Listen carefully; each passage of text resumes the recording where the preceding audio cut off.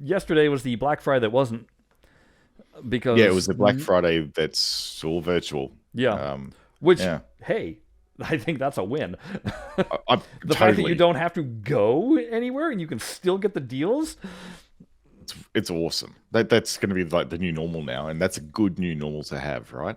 Well, absolutely, because I don't Mm. understand. I've never understood the appeal of going into a scrum to find $4 DVDs. Uh, No, that's there's not literally appealing. zero appeal. Yeah. No. You see, it's Um, funny. Like when I see all the Black Friday madness going on over there in the US, I have to remember that Thanksgiving over there is pretty much like our Boxing Day here. So the 26th of December here.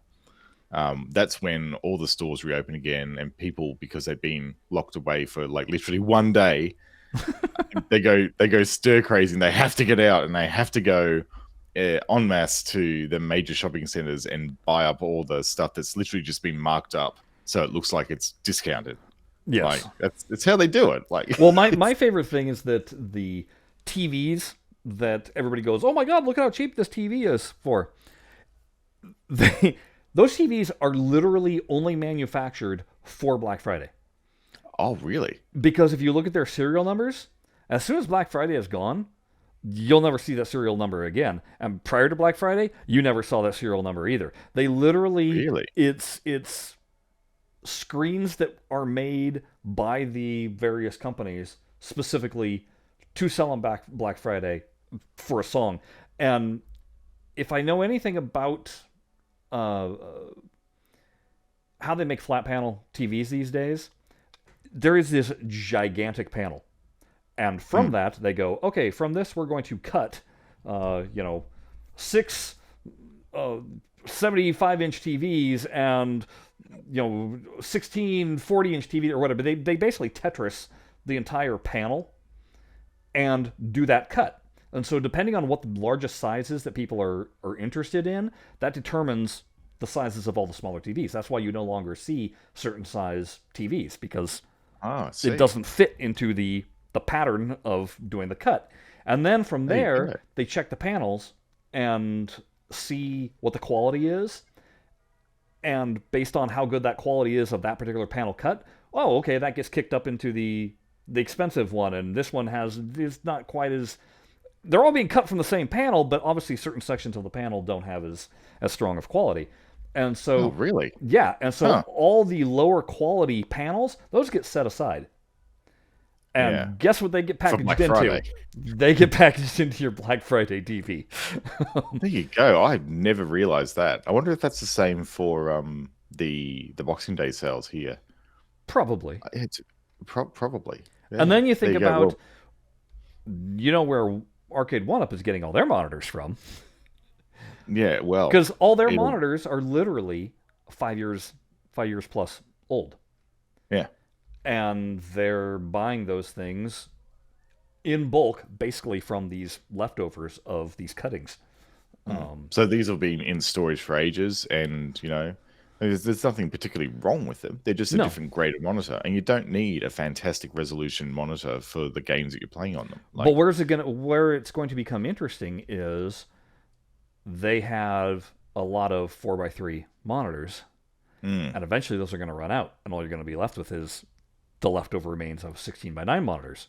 yeah, So what are they going to have to do cabinet wise? Are they just never going to then be able to produce, or are they going to have to buy large 16:9s and mat off those areas to that's a preserve the good four by question. three? It's Well, you see plenty of converted arcade cabinets with a Pandora's box system in them these days, and they're all 16:9 screens because that's what you can get, yeah. and it looks perfectly fine. I think what they end up doing is just letterboxing the content on the screen itself, or just marqueing it, like putting a fake digital That's what I'm marquee on thinking. They there. mask it off. Yeah, and that looks actually really good. Yeah. So I don't But think so that'll be a so problem at that's why all. everybody was complaining about what the Wave One cabinets. So things like I mean like Street Fighter and Mortal Kombat, and since then they've been manufacturing these things still, like especially the Mortal Kombat, and Mm. everybody commented about how the Mortal Kombat screen, the colors are better now, Mm. And then they look on the back and they compare the serial numbers and they go, oh, yeah, because this monitor is from 2 years after this other one. And that's Yep. why the technology got a little bit better. So, And this is, an argument for, as much as it would probably kill everyone that I'm going to say this, is to actually kind of wait for the second round of these pinball cabinets, because it's going to be the same thing. Like they produced and spec'd out these cabinets in a year that's unprecedented. And, when supply and everything starts ramping up again and availability of monitor types actually start ramping up again, they're going to be choosing ones that are probably going to be cheaper but better, um, when they're actually doing their bill of materials for the cabinet. So, like, here's if you buy now, here's the thing with the wait and see approach. mm, This is what has me worried. mhm. Um, I didn't think that we were going to talk anything about Arcade One Up today, and here we are. Oh no, yeah, I think it makes sense to do so. um, Arcade One Up kind of is approaching their marketplace as these are collectibles, and I heard Mm, John D referred to it as such, and I started mm. thinking about it as, oh yeah, this is you buying collectible cups, and Yes, you bought the very first expensive ones. right, but you're going, you're buying the collectible cup. So yes, you got this original Pac-Man cup, and then the following year, hey, it's the return of the collectible cups, and hey, it's another Pac-Man cup. It's different than the first Yeah, one that you had, but if you're a collector, you need both of them. yeah, you And do need both of them. Yeah, yeah. and so, but the thing is that they're not necessarily making that original cup, and I think that's also with Arcade One Up.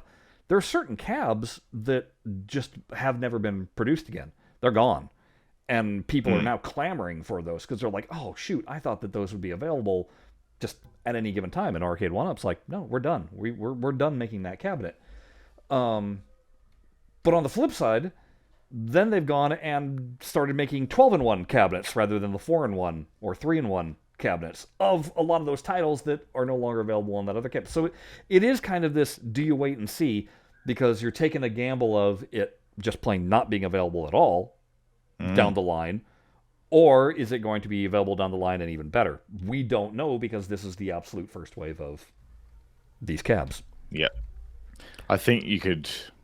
The only way you can make I guess, a guess would be to see how well they're selling, and Well, I mean, I think we all know that they're going to seeing, sell really well, I mean, yeah, based off of pre-sale numbers where they're selling out like that. yeah, they're literally vaporware at the moment, so you can't buy one. Yeah, So I'd say based on that strength, you're going to see another wave. And I mean, all things are basically pointing towards the fact that they will be doing a V2, because even Mel is sort of suggesting of future proofing towards V2 now. So sure. or like so But then the you know question becomes, hey, is that V2? Here's version 2 of the Marvel cabinet, but it's got the remaining Marvel tables, not the original Marvel tables. And no, you're still not able to, uh, add on tables. Now you're going, hmm, I should yeah, have gotten the, that's yeah, the big if. yeah. Shoulda, woulda, coulda is always hard, isn't it?